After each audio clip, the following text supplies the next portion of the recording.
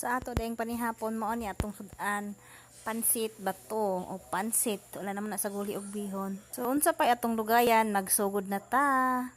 Mara ni akong bana nagluto og pansit kay lami kaayo mo kaon og pansit kay ang buntis ngala di ba? Sa atong bana magluto lami jud kay na. Hahay. Ay amot bitaw oy magsige na lang ditag pangala ani bisag dili pangala himuon jud og pangala. Kaya ron ignon na ngala, di ba? Hahay. Bitaw na mga kurimaw no.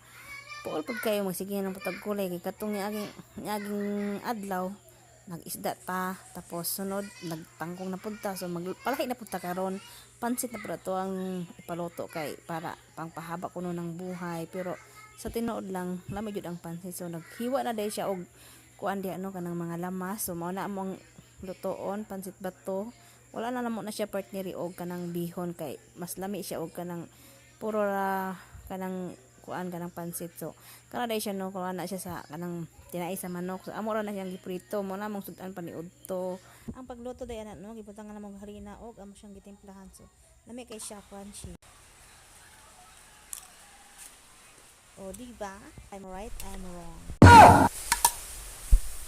Ang pamaagi day sa pagluto na mga niya mong pansit, unahon na mo og lunod ang karne. Paubusan sa namo daan para makuan tong iyang sabaw. Dili na siya anghit kung imo siyang pritohon. So nangita din akong bana og bitsin diha akong napado ko ng bitsin. Mo din ni among iro nga puting butaan na pasaway kayo. Nya gablihan na ang pansit o gilunod na. Tapos mikos-mikos gilangmay para matuhop ang iyahang lasa ba.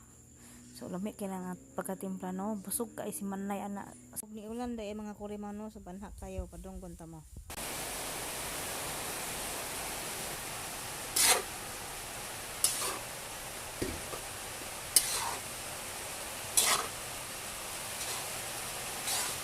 Pag gilunod na day ang mga sagbot nga gikuha na to sa among likod sa among balay.